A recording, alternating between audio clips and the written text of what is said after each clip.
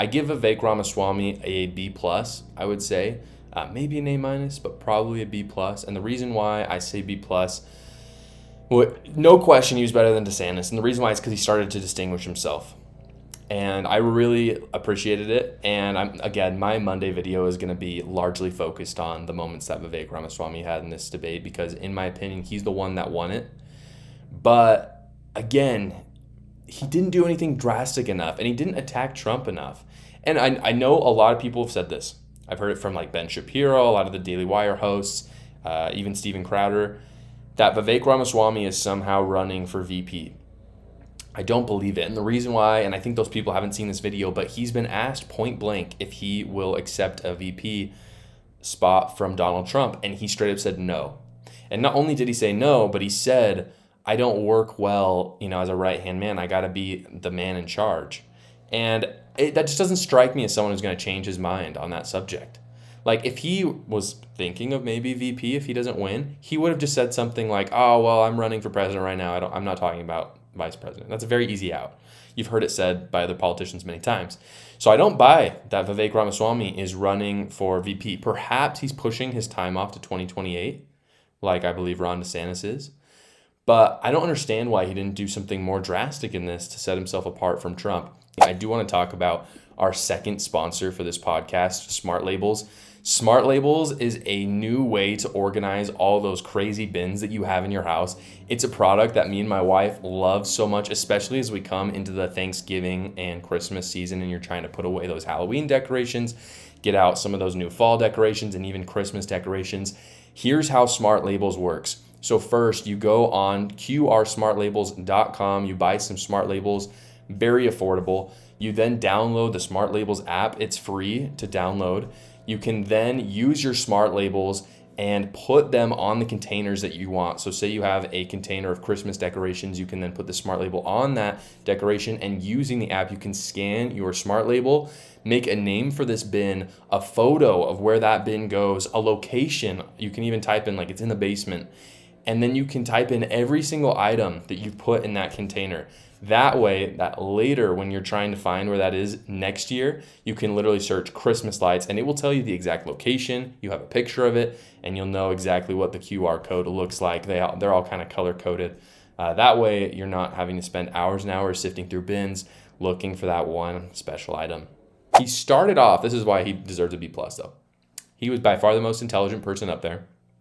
He spoke with poise.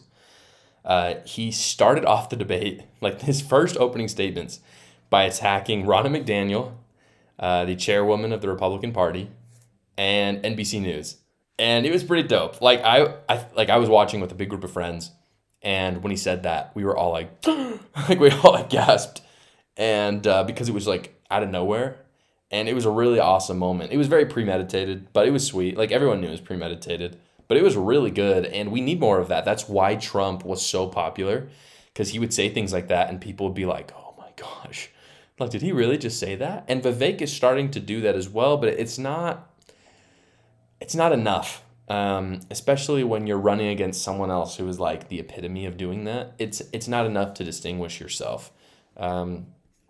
Moving on from that, though, Vivek did a very good job maintaining his kind of hands-off approach in Israel. He's been very consistent in that manner. He talks about how we're done giving aid to Ukraine, and he stayed consistent with that in Israel, and I actually think that was more powerful. Talking about kind of other ways to support Israel rather than just straight up sending them ammunition and money, and in connection with that, talking about how people who do support that, like Nikki Haley, are bought into the military-industrial complex, and I thought it was a very effective attack. I'm reminded in my notes right now that he called Nikki Haley Dick Cheney in 3-inch heels. So that was pretty awesome. But Vivek also talked about how they needed to like quash anti-Semitic protests, not with censorship rather, but with strong ideas and leadership. And I also thought this was very effective. This kind of goes into Vivek's whole argument, mostly with Nikki Haley, about TikTok, where Vivek just has this like general rule of, why are we playing by these different rules than Democrats? They're winning, we're losing because we're like too high and mighty. And what he's saying is like, we need to like be as smart and persuasive as possible. And I think that overall is going to push the Republican Party sooner and hopefully faster.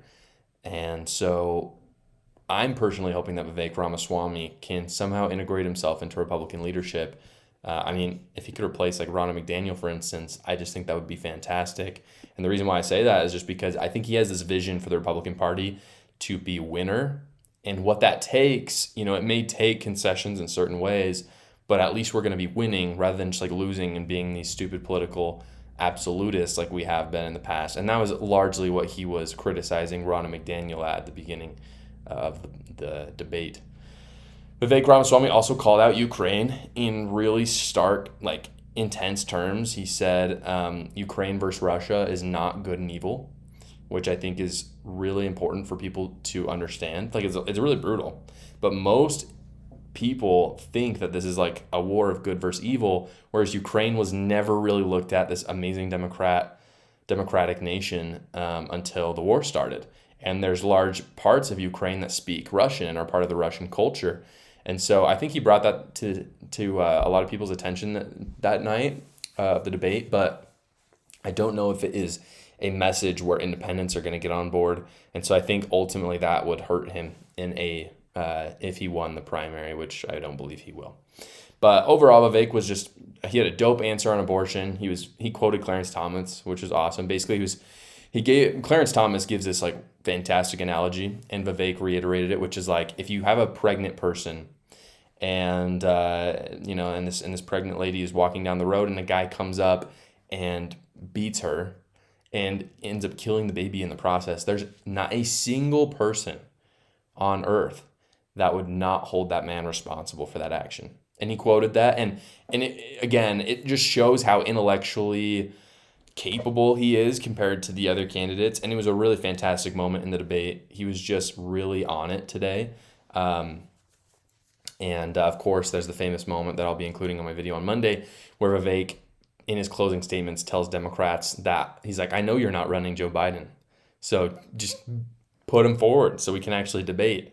And I thought that was pretty powerful. I don't agree with that. I think Joe Biden really is running, but it was pretty awesome that he chose his closing debates to do that. So he did his best to distinguish himself. Not enough. For that reason, I'm giving him a B+.